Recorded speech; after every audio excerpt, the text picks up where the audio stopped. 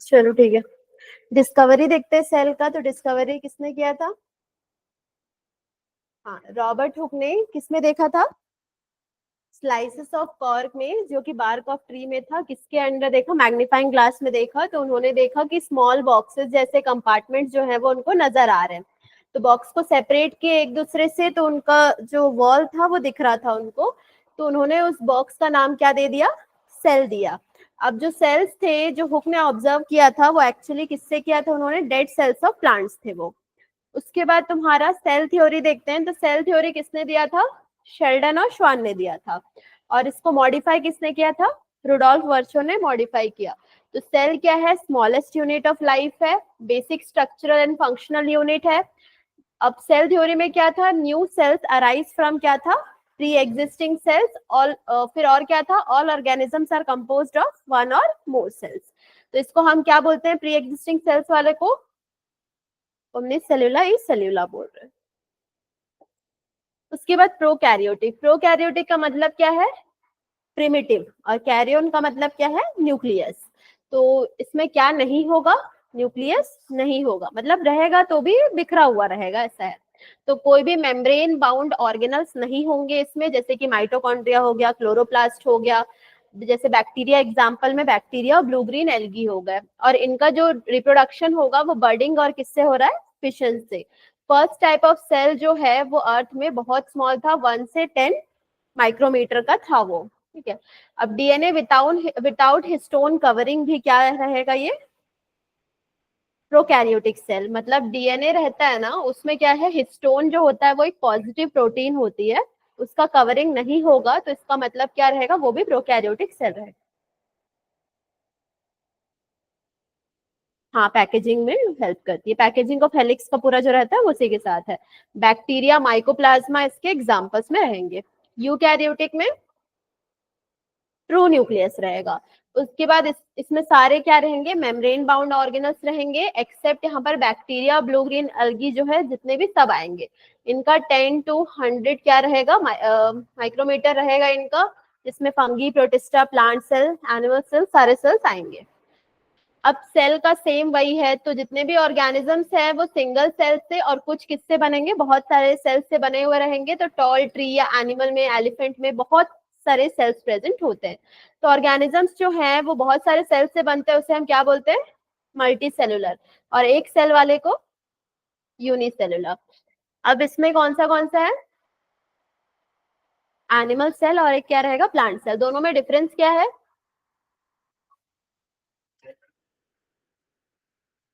और और centrioles animals में है, प्लांट्स में नहीं है। और बता दिया वो वैक्यूल्स का। और प्लास्टिड्स, हाँ, प्लास्टिड्स जो हैं वो किस में प्रेजेंट है? प्लांट्स में प्रेजेंट है, एनिमल्स में नहीं रहते हैं। ठीक। शेप्स अलग अलग है। शेप्स में spherical, round, elongated, spindle shape, branch, ये सारे किसके शेप्स है? सेल के शेप्स रहेंगे। तो कॉकस हो गया, विब्रियो शेप का हो गया, रॉड शेप बैक्टीरिया, स्पाइरलम। फिर तुम्हारा कोकोबैसिलस यानी कि स्पेरिकल और रॉड शेप दोनों मिक्स का वो भी रहता है। और एक क्या रहेगा? स्पाइरोकीट, जो स्पाइरल स्ट्रक्चर का रहेगा इसमें। अब साइज में डिफरेंट साइजेस के हैं, मिलियंस ऑफ। मतलब ये रहेगा कि स्मॉलेस्ट सेल का याद रखना कौन सा रहेगा इसमें? बैक्टीरिया का पीपीएलओ जो रहता है, माइकोप्लाज्मा तो हम बोलते हैं वो है। और एक एग ऑफ एन ऑस्ट्रिच का जो रहेगा वो दोनों रहेंगे इसमें।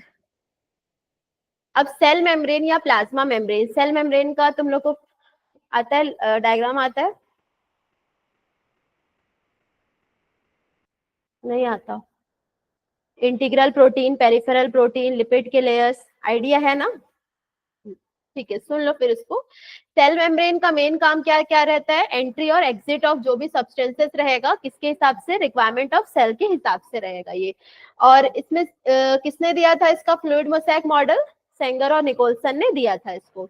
तो इसमें जो क्वासी फ्लूइड नेचर है लिपिड का, इससे क्या करता है वो कि एनेबल करेगा किस चीज को? प्रोटीन्स का। बाई लेयर में, जैसे इसमें डायग्राम देख लो, क्या क्या चीजें हैं इसमें, ये इंटीग्रल प्रोटीन है, ये पूरा लेयर है, ये इंटीग्रल प्रोटीन जो है वो लेयर के अंदर है, और जो पेरिफेरल प्रोटीन्स होती हैं वो क्या रहते हैं, सरफेस पे रहेगी, पेरिफेरी मतलब सरफेस पे रहेगा।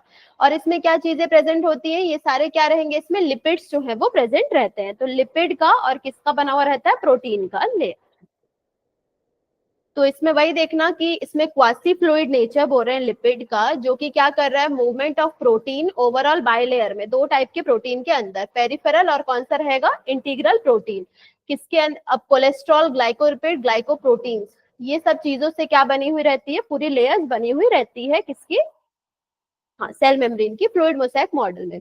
इरेथ्रोसाइट मेम्ब्रेन में कितना परसेंट प्रोटीन है, 52% प्रोटीन है, और 40% क्या रहता है, लिपिड्स। इसका मेन फंक्शन क्या होता है, ये सेमी परमेबल होती है और ट्रांसपोर्ट ऑफ मॉलिक्यूल्स में क्या करती है, हेल्प करती है। सेमी परमेबल मतलब,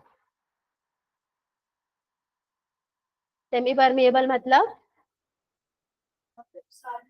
सेलेक्टिव जो रहेगा वो रहेगा, ठीक है। तो इसमें स्ट्रक्चर्स में वही सही से देख लेना, ग्लोब्यूलर प्रोटीन भी प्रेजेंट होता है, पेरिफेरल भी है, चैनल प्रोटीन है, इसी से क्या करते हैं, मॉलिक्यूल्स पास करने में हेल्प होता है। अब दो चीज पढ़ते हैं, पैसिव ट्रांसपोर्ट और क्या रहता है, एक्टिव ट्रांसपोर्ट। पैसिव ट्रांसपोर्ट मतलब हायर कंसेंट्रेशन से कहाँ जाएगा, ये लोअर कंसेंट्रेशन में जाएगा, और इसमें क्या नहीं रहेगा, यूटिलाइज नहीं करेगा एनर्जी को। और एक क्या रहेगा एग्जांपल, जैसे डिफ्यूशन, डिफ्यूशन मतलब, हाँ, यानी कि कोई भी सब्सटेंस है अगर आर पार जाना है तो सेल टू सेल वो इंटरैक्ट करके डायरेक्ट मूवमेंट करेगी, उसको किसी भी एनर्जी की रिक्वायरमेंट नहीं रहेगी वहां पर। एक्टिव में क्या रहेगा, लोअर कंसेंट्रेशन से हायर रहेगा, यहाँ पर लोअर कंसेंट्रेशन से क्या रहेगा, हायर कंसेंट्रेशन, उसमें क्या होगा, एनर्जी का यूज होगा। एग्जाम्पल में सोडियम पोटेशियम पंप होता है, और एक क्या रहेगा, एटीपेस का पंप। जो सोडियम पोटेशियम पंप होता है वो तुम्हारा उसमें है, मसल सेल्स वगैरह में प्रेजेंट है वो। अब मीजोजोम्स की बात करते हैं, मीजोजोम्स क्या होते हैं, मीजोजोम्स जो है ना वो देखना, ये प्लाज्मा मेम्ब्रेन है, प्लाज्मा मेम्ब्रेन से ही एक स्ट्रक्चर आउटग्रोथ निकलता है, उसी को हम क्या बोलते हैं, मीजोजोम बोलते हैं। तो मीजोजोम मतलब extension of plasma membrane into क्या रहेगा, सेल, सेल की तरफ जो रहेगा वो, ठीक है। तो ये वेसिकल्स के फॉर्म में, ट्यूब्यूल्स और लैमेला के फॉर्म में रहेगा, सेल वॉल फॉर्मेशन में हेल्प कर रहा है, डीएनए रेप्लिकेशन में भी हेल्प करेगा, और डॉटर सेल्स को डिस्ट्रीब्यूट करने में भी हेल्प करेगा ये। इसका मेन क्या है, रेस्पिरेशन, सिक्रीशन, और ये सरफेस एरिया को बढ़ाएगा और एंजाइमेटिक कंटेंट को भी बढ़ा रहा है। ये जो साइड रहेगा ना वो किसकी तरफ रहेगा, सेल की तरफ रहेगा, ठीक है, बाहर की तरफ नहीं रहेगा, सेल की तरफ रहेगा। सेल वॉल का मेन क्या रहेगा, रिजिडिटी, सपोर्ट और शेप प्रोवाइड कर रहा है किसको, सेल को। Non living material found in plants, fungi और बैक्टीरिया रहेगा। प्लाज्मा मेम्ब्रेन के सराउंडिंग में है सेल वॉल, सेल को किससे बचा रहा है वो, मैकेनिकल डैमेज और इन्फेक्शन से। और किसमें, सेल टू सेल इंटरेक्शन में हेल्प कर रहा है, और बैरियर प्रोवाइड कर रहा है किस, किन चीजों के लिए, जो नहीं चाहिए है मैक्रोमोलिक्यूल्स उनके लिए।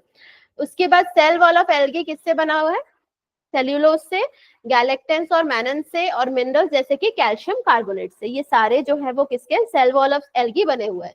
प्लांट सेल वॉल किससे बना है, सेल्यूलोज, हेमिसेल्यूलोज, पेक्टिन और किससे, प्रोटीन्स। गायब हो गया इसका लगता है, स्ट्रक्चर था सेल वॉल का कुछ, लेयर्स ऑफ सेल वॉल में नहीं दिया है। लेयर्स ऑफ सेल वॉल में लैमेला सबसे आउटर मोस्ट स्ट्रक्चर होता है इसका, जिसमें किससे बना हुआ रहता है, मेनली कैल्शियम पेक्टेट से बना हुआ रहता है, और ये बाकी नेबरिंग सेल्स को क्या करता है, अटैच करने में हेल्प कर रहा है। प्राइमरी वॉल रहता है इसमें, जो ग्रोथ में हेल्प करेगा, यंग सेल में भी प्रेजेंट होता है, और मेनली जब सेल मैच्योर हो जाता है वो धीरे धीरे हट जाता है, डिमिनिश हो जा रहा है। तो ये सेल्यूलोज और हेमी सेल्यूलोज से बनेगा, जैसे हम मेरिस्टेम पढ़े, पिथ पढ़े, कॉर्टेक्स पढ़े, इन सब चीजों में ये प्रेजेंट होता है। अब सेकेंडरी वॉल जो है सबसे इनर मोस्ट लेयर होता है इसका, इसका डायग्राम देखना, जैसे कि क्या क्या चीजें, पहले प्लाज्मा मेम्ब्रेन है, उसके बाद प्राइमरी सेल वॉल है, उसके बाद ये मिडिल लैमेला वाला पोर्शन रहेगा इसका। तो इसमें जो है, जो मिडिल लैमेला वाला पोर्शन है, यहाँ से यहाँ तक ये पेक्टिन का बना हुआ है, ये दोनों सेल्यूलोज का बना हुआ रहेगा, ये हेमी सेल्यूलोज का बना है, और ये सोल्यूबल प्रोटीन का बना हुआ रहता है। तो ये किसका है, सेल वॉल का स्ट्रक्चर है। अब देखना लिग्निफाइड रहता है, लिग्निफाइड मतलब वैक्सी सब्सटेंस लिग्निन जैसा प्रेजेंट होता है स्क्लेरेनकाइमा में, वेसल्स में और ट्रैकेट्स में जो पड़े हैं। और सुबराइज्ड होता है किसमें, कैस्पेरियन स्ट्रिप्स में। सुबेरिन और लिग्निन क्या बनाते हैं, सेल वॉल को इम्परमिएबल बनाते हैं पूरी तरीके से। और ये स्क्लेरेनकाइमा, कॉलेनकाइमा और वेसल्स और ट्रैकेट्स में भी प्रेजेंट होता है। उसके बाद ये याद रखना सेल वॉल और मिडिल लैमेला जो है वो किससे रहेगा, जैसे ये एक सेल वॉल है तो, और एक क्या रहेगा, सेल वॉल का कनेक्शन किस में रहता है, किससे रहता है ये बीच का कनेक्शन, प्लाज्मोडेस्माटा से, जो नेबरिंग सेल्स को क्या करती है, कनेक्ट करके रखती है। मॉडिफिकेशन सेल एनवेलप का, सेल एनवेलप मतलब उसकी जो सबसे लास्ट आउटर कवरिंग होती है। स्लाइम लेयर ग्लाइकोकैलिक्स का, ये किस फॉर्म में रहता है, लूज शीट के फॉर्म में रहेगा। कैप्सूल रहेगा, ये थिक और टफ रहेगा ग्लाइकोकैलिक्स का। मीजोजोम बाकी जो एक्सटेंशन है प्लाज्मा मेम्ब्रेन का वही सेम रहेगा इसमें। साइटोप्लाज्म में क्या रहेगा, जो भी प्रोटोप्लाज्म का जो भी पोर्शन है सेल मेम्ब्रेन के अंदर वो पूरा क्या रहेगा हमारा साइटोप्लाज्म, यानी कि फ्लूइड नेचर का जेल लाइक सब्सटेंस रहेगी सेल के अंदर। और इसी के अंदर क्या रहता है, हेरिडिटरी मटेरियल रहेगा, क्योंकि प्रोकैरियोट में तो डायरेक्टली ऐसे ही रहता है करके। प्रोटोप्लाज्म सारे लिक्विड सेल की बाहर का दुनिया, मतलब पूरा लिक्विड को हम प्रोटोप्लाज्म का ले रहे हैं यहाँ पे। लेकिन जो साइटोप्लाज्म रहेगा वो सिर्फ और सिर्फ प्लाज्मा मेम्ब्रेन के अंदर का लिक्विड जितना रहेगा वो साइटोप्लाज्म के अंदर आएगा। अब न्यूक्लियस किसने डिस्क्राइब किया था, रॉबर्ट ब्राउन ने। अब स्टेन कैसे हुआ था, बेसिक डाई से, जिसका उसका नाम क्या दिया था बाद में, क्रोमैटिन किसने दिया था, फ्लेमिंग ने दिया था। तो जो इंटरफेस होता है न्यूक्लियस का उसमें न्यूक्लियो प्रोटीन फाइबर्स होती है जिसे हम क्या बोलते हैं, क्रोमैटिन बोलते हैं। और न्यूक्लियर मैट्रिक्स भी होगा और बहुत सारे इसके अंदर स्पेशल बॉडीज भी होती है न्यूक्लियस के अंदर, जिसे हम न्यूक्लियर एनवेलप बोल रहे हैं, उसका कवरिंग जो रहता है। इसमें दो पैरेलल मेम्ब्रेन्स होती हैं, जैसे ये न्यूक्लियस है इसमें दो पैरेलल मेम्ब्रेन्स रहती है, इसके बीच का जो स्पेस होता है उसे हम पेरीन्यूक्लियर स्पेस बोलते हैं। उसके बाद आउटर मेम्ब्रेन हमेशा कंटिन्यूअस रहता है, किसके साथ, इससे क्या कनेक्ट रहता है, एंडोप्लाज्मिक रेटिकुलम कनेक्टेड रहेगा और उसमें भी कुछ कुछ राइबोसोम्स प्रेजेंट रहेंगी।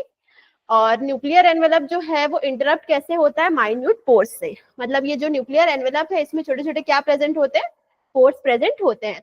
और यही क्या करते हैं, मूवमेंट ऑफ आरएनए और प्रोटीन मॉलिक्यूल्स के लिए हेल्प करते हैं।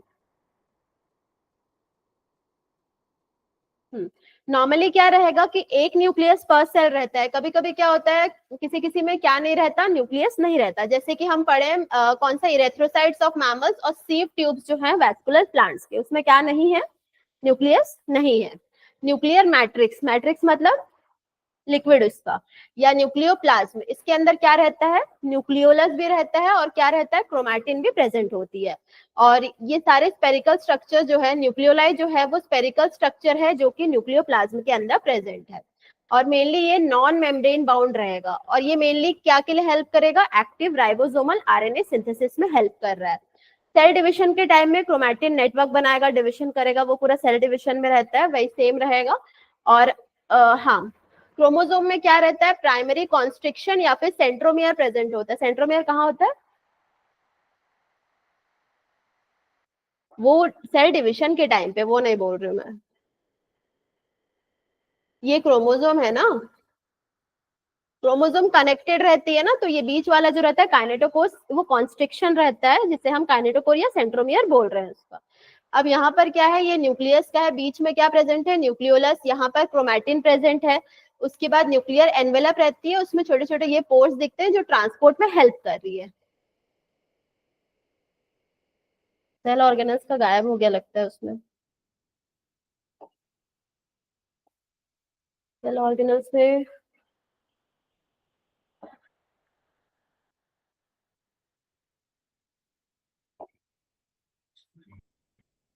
हाँ ये तो बस हो गया। ठीक है, माइटोकॉन्ड्रिया का देख लो। हाँ हाँ, क्रोमैटिन क्रोमोसोम वाला पोर्शन पूरा जो जेनेटिक मटेरियल हेरिडिटरी पूरा उसी के अंदर ही रहेगा। ठीक है, अब माइटोकॉन्ड्रिया कैसे होते हैं, रॉड शेप्ड या स्फेरिकल स्ट्रक्चर है और ये मेनली क्या रहेगा, डबल मेम्ब्रेन स्ट्रक्चर है। आउटर मेम्ब्रेन स्मूथ और क्या रहेगा, और स्मूथ रहेगा, और इनर मेम्ब्रेन जो है वो क्या बना रहा है, इन फोल्डिंग्स, यानी कि ये तुम्हारा आउटर मेम्ब्रेन है, अंदर वाला मेम्ब्रेन जो है वो क्या बना रहा है, इन फोल्डिंग्स, यानी कि फिंगर लाइक प्रोजेक्शन, जिसे हम क्या बोलते हैं, क्रिस्टे बोल रहे हैं। तो इनर कंपार्टमेंट को हम क्या बोलते हैं, अंदर का जो ये कंपार्टमेंट है उसे हम क्या बोलते हैं, मैट्रिक्स। और क्रिस्टे जो है वो क्या कर रहा है, सरफेस एरिया को बढ़ा रहा है। ये सेलुलर रेस्पिरेशन में हेल्प कर रहा है और एनर्जी देने में अलग अलग एक्टिविटीज में, इसीलिए इसको क्या बोला जाता है, power house of the cell.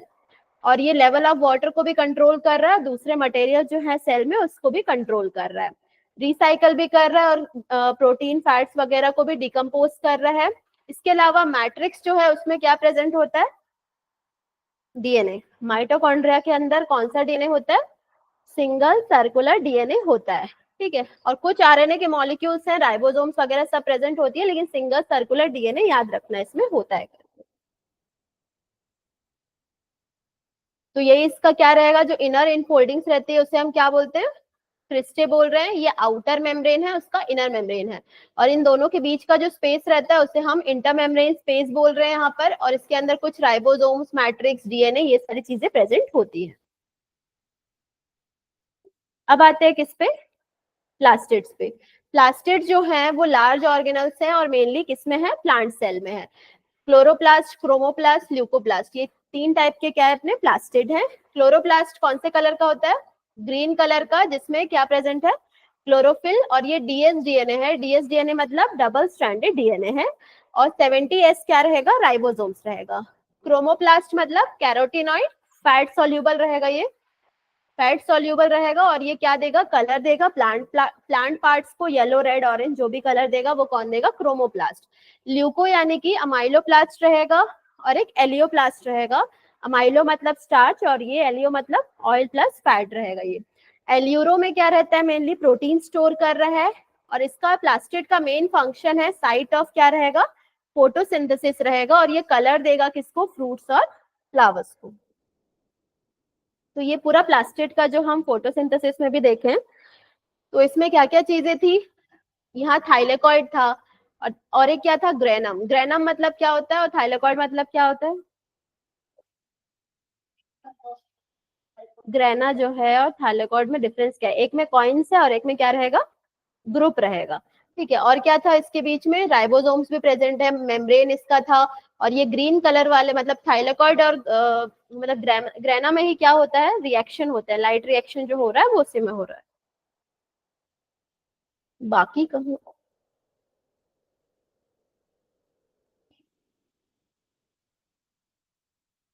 कुछ का गायब हुआ है लगता है। एक मिनट, एंडोप्लाज्मिक रेटिकुलम दो टाइप के, कौन से, दोनों में डिफरेंस,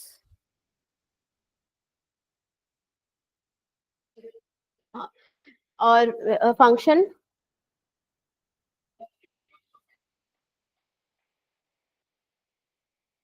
ठीक है।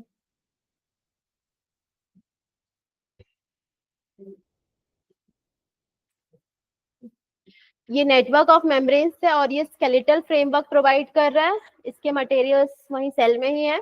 और ये इंट्रासेलुलर स्पेस को दो अलग अलग कंपार्टमेंट्स में कर रहा है, एक ल्यूमिनल रहेगा जिसे हम इनसाइड ईआर का बोल रहे हैं और एक आउटसाइड रहेगा जिसको हम साइटोप्लाज्म में बोल रहे हैं। रफ मतलब आरईआर, राइबोसोम जो आउटर सरफेस में अटैच रहती है वो क्या रहेगा, प्रोटीन सिंथेसिस और सिक्रीशन कर रहा है।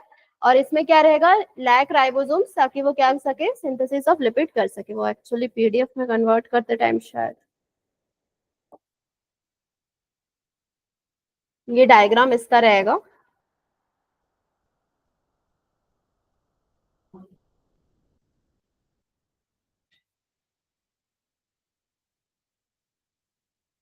दोनों का फंक्शन क्या है,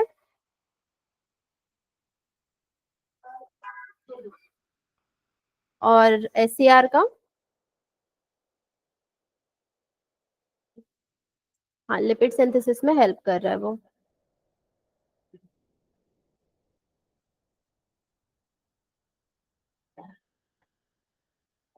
राइबोसोम्स जो है वो किससे बनी हुई रहती है,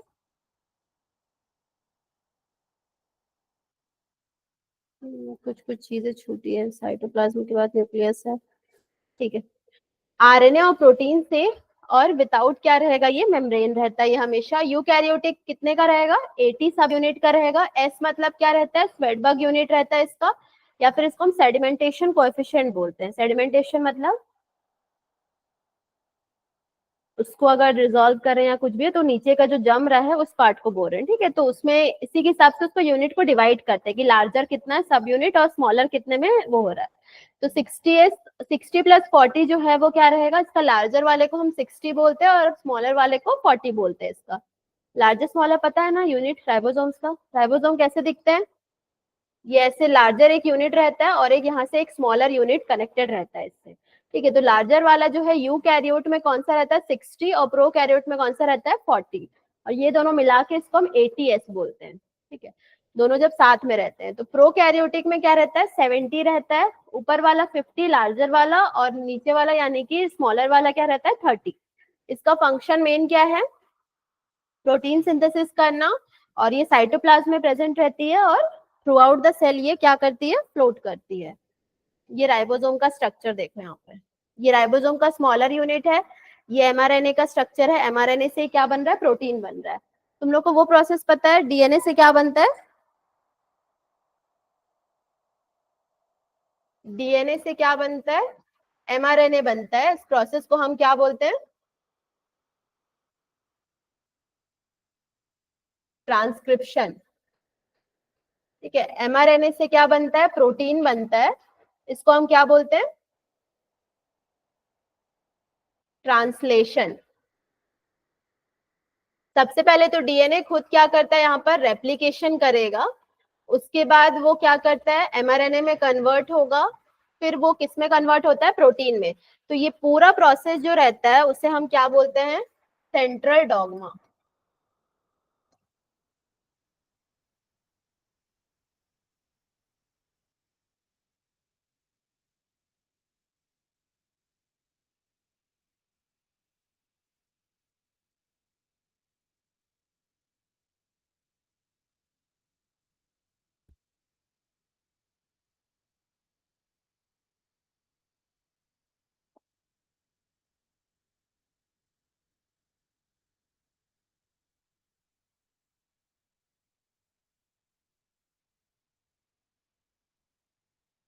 ठीक है, तो ये पूरा सेंट्रल डॉग्मा। तो यहाँ पर वही देखना कि ये जो राइबोसोम होती है स्मॉलर यूनिट में है यहाँ पर, ठीक है। यहाँ से ये एमआरएनए है, ठीक है। एमआरएनए से ये पूरा अमीनो एसिड का चेन बन रहा है, तो उसी से क्या बनेगा प्रोटीन बनेगा।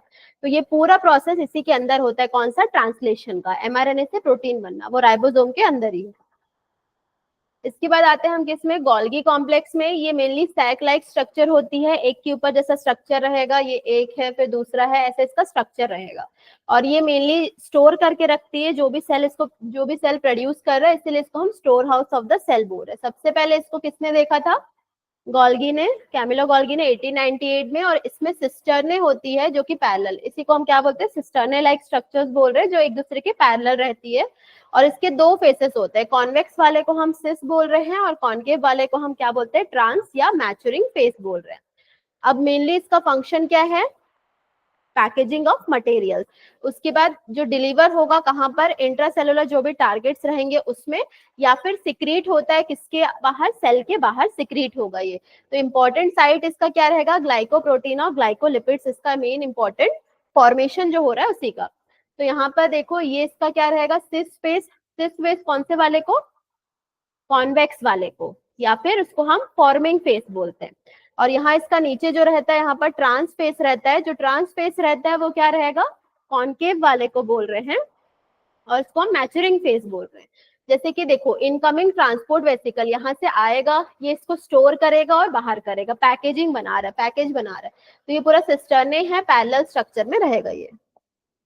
उसके बाद आते हैं हम किसमें लाइजोसोम्स में। लाइजोसोम्स इसमें मेम्ब्रेन बाउंड वेसिकल स्ट्रक्चर है, ये पूरा ये भी मेम्ब्रेन बाउंड रहेगा और गोल्गी अपैरेटस से पैकेजिंग होके फिर इसमें आ रहा है। तो इसमें क्या प्रेजेंट होती है मेनली हाइड्रोलाइजिंग एंजाइम्स, कौन से लाइपेसेस प्रोटीएसेस कार्बोहाइड्रेसेस प्रेजेंट है, जो कि मेनली क्या रहता है एसिडिक पीएच में ही एक्टिव होगा। इसको हम इसीलिए क्या बोलते हैं सुसाइडल बैग, और इसका मेन फंक्शन क्या है इंट्रासेलुलर डाइजेशन करना। तो ये पूरा लाइजोसोम का स्ट्रक्चर है, इसका भी लिपिड का लेयर है, और ये जो अंदर में दिख रहे हैं ये सारे क्या है हाइड्रोलाइटिक एंजाइम्स हैं। वैक्यूल्स पे आते हैं, वैक्यूल्स क्या रहेगा मेनली इसका वैक्यूल का याद रखना, वैक्यूल का जो मेम्ब्रेन होता है उसे हम क्या बोलते हैं टोनोप्लास्ट बोलते हैं, ठीक है। और इसके अंदर वैक्यूल के अंदर वाटर, सैप, एक्सक्रीटरी प्रोडक्ट और दूसरे मटेरियल जो यूजफुल नहीं है सेल के लिए वो सब है। और प्लांट में वैक्यूल्स लार्ज रहती है। और जो टोनोप्लास्ट है वो मेनली ट्रांसपोर्ट कर रहा है किस चीज का, आयंस का ट्रांसपोर्ट में हेल्प कर रहा है, और मटेरियल्स का अगेंस्ट द कंसंट्रेशन ग्रेडियंट किसके अंदर, वैक्यूल के अंदर कर रहा है वो। अमीबा में कॉन्ट्रेक्टाइल वैक्यूल इंपॉर्टेंट है किसके लिए, एक्सक्रीशन के लिए। अमीबा में क्या होता है, डायरेक्टली हो रहा है सब चीजें, तो इस वजह से उसके लिए कॉन्ट्रेक्टाइल वैक्यूल चाहिए होता है। और फूड वैक्यूल जो है वो फॉर्म कैसे होता है, जब हम फूड पार्टिकल को एनगल्फ कर रहे हैं तभी हो रहा है। फिर आते हैं सीलिया और फ्लैजिला पे। और कुछ ऑर्गेनल दिया है क्या उसमें, राइबोसोम हो गया, फ्लैजिल वो हो गया तुम्हारा, प्लास्टिड्स हो गया, और साइटोप्लाज्म भी हो गया, और लास्ट में बस वो सेंट्रोमियर वाला, ठीक है। सीलिया और फ्लैजिला देखना, सीलिया और फ्लैजिला में क्या रहेगा, ये हेयर लाइक आउटग्रोथ रहती है सेल मेम्ब्रेन की, जो किसमें हेल्प कर रहे हैं, लोकोमोशन और मूवमेंट में हेल्प कर रहे हैं। और ये मेनली क्या रहता है कि जो मूवमेंट कर रहा है, जैसे ये सीलिया कैसे रहते हैं, स्मॉल स्मॉल स्ट्रक्चर्स में रहेंगे, ये मूवमेंट कर रहा है किसका, सेल का मूवमेंट कर रहा है फ्लूइड में। और फ्लैजिला क्या रहती है, लॉन्गर रहती है। तो यूकैरियोटिक सीलियम और फ्लैजिलम कवर्ड रहती है किससे, मेनली प्लाज्मा मेम्ब्रेन से। और उनका जो बीच का कोर रहेगा अंदर का, उसे हम क्या बोलते हैं, एक्सोनीम बोलते हैं। तो तुम लोग जो माइक्रोट्यूब्यूल्स पढ़ते हो, अच्छा ठीक है, इसको देख लो पहले। सीलिया और फ्लैजिला, इनका मूवमेंट कैसा होता है, ये प्रोपेलर शेप का मूवमेंट है यहाँ पर, और ये बैक और फ्रंट जा रहा है वो।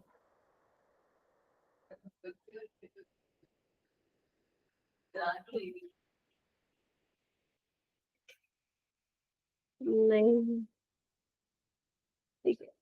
ये बेसल बॉडी है किसके अंदर, सेल के अंदर, इसका सीलिया का भी रहेगा, और फ्लैजिला का पूरी तरीके से इसका बेसल बॉडी ज्यादा अंदर तक रहता है, और ये पूरा सेल मेम्ब्रेन के अंदर ही रहेगा, और ये आउटर साइड पे प्रेजेंट रहता है सीलिया का। अब सेंट्रोजोम और सेंट्रियोल्स का, सेंट्रोजोम में क्या रहता है, दो सिलेंड्रिकल स्ट्रक्चर्स रहती है जिसे हम क्या बोलते हैं, सेंट्रियोल्स बोलते हैं। अब तुम ये देखे होगे, ये वाला स्ट्रक्चर जो है, ठीक है, ये क्या है बताओ तुम लोग।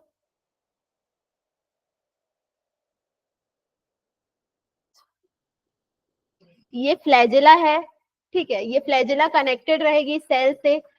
अब इसके अंदर क्या रहता है कि हम लोग, इसके अंदर हम लोग क्या देखते हैं, यहाँ पर जब इसको कट करेंगे ना, तो ये वाला पोर्शन ये है, जब इसको कट कर रहे हैं तो वो दिखेगा हमें। तो इसका अरेंजमेंट को हम क्या बोलते हैं, 9+2 अरेंजमेंट बोल रहे हैं इसको। क्यों बोल रहे हैं, क्योंकि इसमें क्या क्या है, यहाँ इसका ब्रिजेस बना हुआ है, 1 2 3 4 5 6 7 8 9 है यहाँ पर, और यहाँ पर 2 है, तो इसको इसलिए हम क्या बोलते हैं, 9+2 का अरेंजमेंट बोलते हैं इसको। सेंट्रियोल्स क्या बना रही है, बेसल बॉडी बना रही है सीलिया का या फ्लैजिला का, और स्पिंडल फाइबर जो है वो सेल डिविजन में हेल्प कर रहा है एनिमल का, सॉरी है ये। और ये स्पिंडल अपैरेटस प्रोड्यूस कर रहा है सेल डिविजन के टाइम पे।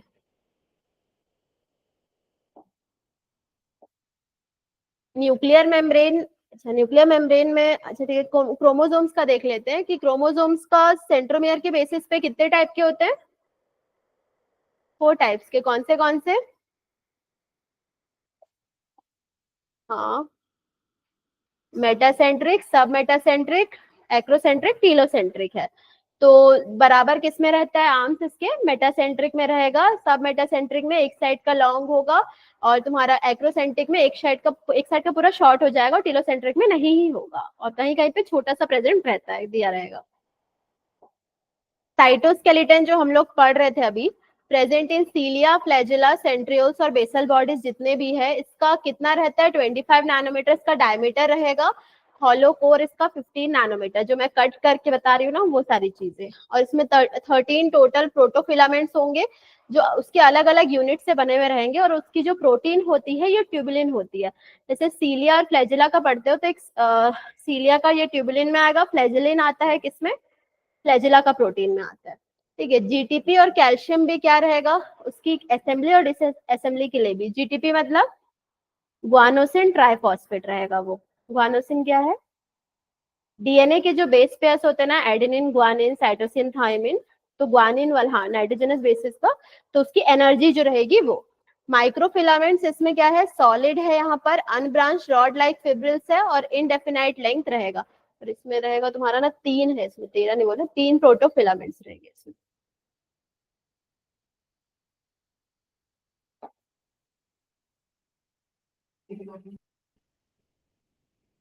ये वाले को एक बार एग्जाम, सॉरी एग्जाम बोल रही हूँ, एनसीईआरटी में देखो।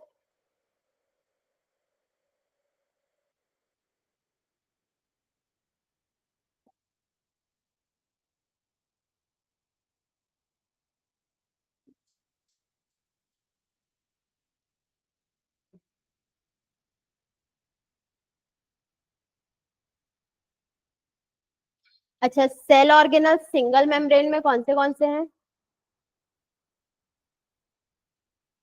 हाँ,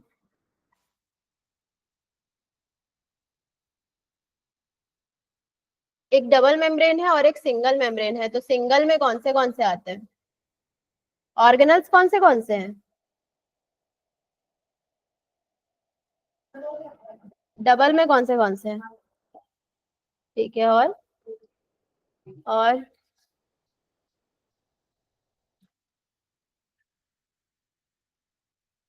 और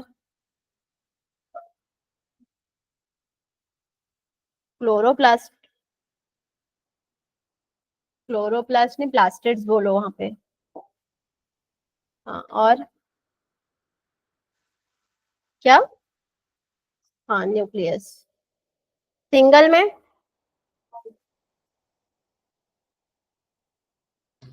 बाकी जितने भी है, लाइजोसोम हो गया, ईआर हो गया, गोल्गी अपैरेटस हो गया, ये सब किस में आ रहे हैं? जितने भी हैं आगे के, वो सारे किस में आ रहे हैं? सिंगल। और नॉन मेम्ब्रेन में? हाँ, हाँ, राइबोसोम और क्या रहेगा? सेंट्रियोल्स। ठीक है, नॉन मेम्ब्रेन में राइबोसोम और सेंट्रियोल्स है। और तुम्हारा एक और चीज था इसमें, वो है माइटोकॉन्ड्रिया का आउटर मेम्ब्रेन और इनर मेम्ब्रेन का था। माइटोकॉन्ड्रिया का जो आउटर मेम्ब्रेन होता है वो कंटिन्यूअस बाउंड्री बना रहा है, वो देख लेना। और इनर मेम्ब्रेन में क्या रहेगा? इन फोल्डिंग्स जो क्रिस्टल रहेगा, दोनों का अगर आ रहा है और डिवाइड कर रहा है वो कंपार्टमेंट्स में, वो था उसमें। अच्छा, प्लास्टिड का भी देख लेना कि पहला हम लोग क्या क्या पढ़े? क्रोमोप्लास्ट, क्लोरोप्लास्ट, और एक क्या पढ़े? ल्यूकोप्लास्ट पढ़े। और एमाइलो में भी पढ़े, और एलियो भी पढ़े। ठीक है, एक प्रोटीनोप्लास्ट भी है जो कि साइट ऑफ एंजाइम का है, और एक एटियोप्लास्ट भी होता है जो कि मतलब क्लोरोफिल के पहले बनता है। ठीक है, तो उतना सारा रहेगा। तो क्लोरोप्लास्ट का तुम्हारा जो ग्रेना और थाइलाकॉइड वाला था, ग्रेना और थाइलाकॉइड का वो फोटोसिंथेसिस में भी मैं बताई थी एक बार। तो ग्रेना में और थाइलाकॉइड में, दोनों में रिएक्शन जब हम लोग देख रहे हैं, तो ये इसको हम स्टेक ऑफ थाइलाकॉइड बोल रहे हैं। मतलब एक थाइलाकॉइड और एक पूरा ग्रुप, यहाँ पर क्या बन रहा है? यहाँ पर ग्रेना का फॉर्मेशन हो रहा है। और ये इसका सिर्फ इनर मेम्ब्रेन ही क्या रहेगा? लिमिटेड रहेगा, बस वो रहता है। हाँ, और इसमें वही ग्रेना और थाइलाकॉइड स्ट्रोमा का है, सॉरी वो। और रफ ईयर और तुम्हारा स्मूथ ईयर के बीच का वो था।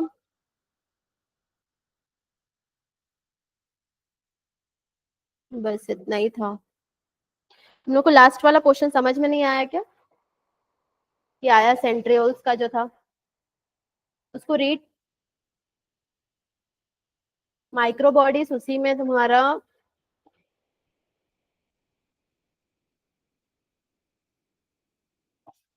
जैसे माइक्रोट्यूब्यूल्स हो गया, माइक्रो फिलामेंट्स हो गए, ये सारे उसी में थे। इंटरमीडिएट फिलामेंट्स हो गए, हॉलो फिलामेंट, ये एसिडिक प्रोटीन से बना है। और ये जो स्कैफोल्ड्स बन रहा है क्रोमैटिन का, जैसे क्या होता है, सबसे पहले जब पैकेजिंग होती है तो क्रोमैटिन रहता है, फिर कंडेंस होके फाइबर लाइक स्ट्रक्चर्स, अलग अलग स्ट्रक्चर्स बनाने के बाद वो क्या बनाता है? क्रोमोसोम पूरा बनाता है। तो वो सारा चीज, एक फोटो डाली थी लेकिन वो चला गया। इसका फंक्शन भी याद रखना कि ये एस्ट्रल रेज या स्पिंडल रेज बना रहा है। उसके बाद साइटोस्केलेटन ये है, शेप और रिजिडिटी प्रोवाइड कर रहा है। एनाफेसिक मूवमेंट रहेगा, इंट्रासेलुलर ट्रांसपोर्ट है, और पोजीशंस जो है, फ्यूचर जो सेल प्लेट रहेगा उसका पोजीशंस बता रहा है। और प्लाज्मा मेम्ब्रेन को सपोर्ट कर रहा है, कॉन्ट्रेक्टाइल सिस्टम ऑफ सेल को, और साइटोप्लाज्मिक स्ट्रीमिंग में भी हेल्प कर रहा है, मूवमेंट के लिए मतलब। और स्यूडोपोडिया का फॉर्मेशन के लिए, और क्लीवेज और फरो भी बना रहा है सेल डिविजन के लिए। तो ये पूरा उसका काम रहेगा।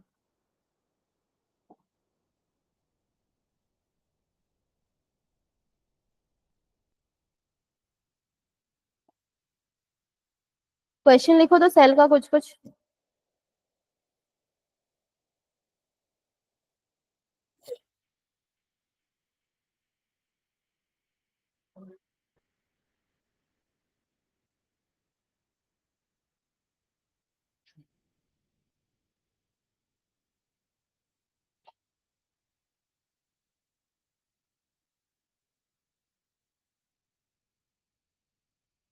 Differentiate between eukaryotic and prokaryotic cell.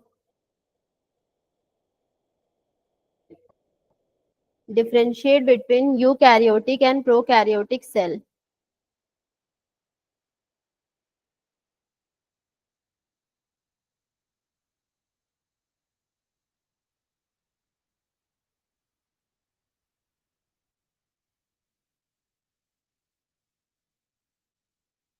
Name two cell organelles.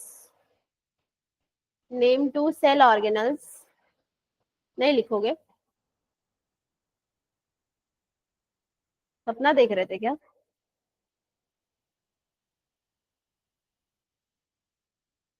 Which contain their own DNA. Which contain their own DNA.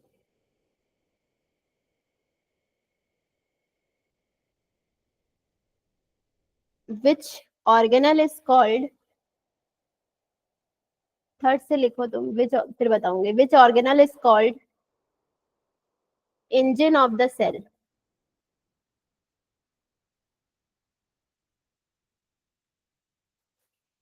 कौन सा है पता है क्या? Engine of the cell.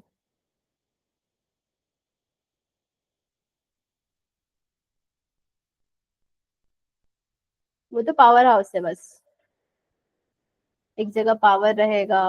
Ribosome रहता है, वो प्रोटीन सिंथेसिस कर रहा है, तो वो इंजन रहेगा सेल का, फ्यूल प्रोवाइड कर रहा है ना, तो वैसे वाला. नेक्स्ट, पीपीएलओ का फुल फॉर्म क्या है?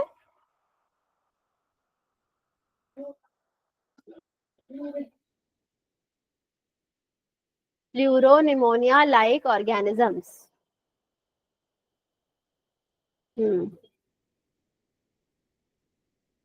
Eukaryotic ribosomes are, next question, eukaryotic ribosomes are ATS, ATS, full stop. What does S stands for? What does S stands for? तुम लोग को एक चीज इसमें नहीं डाली थी, वो है differentiate between gram negative and gram positive का. वो करके आना, डाउट होगा तो पूछ लेना उसको. नेक्स्ट क्वेश्चन में वही लिखना, differentiate between gram positive and gram negative bacteria.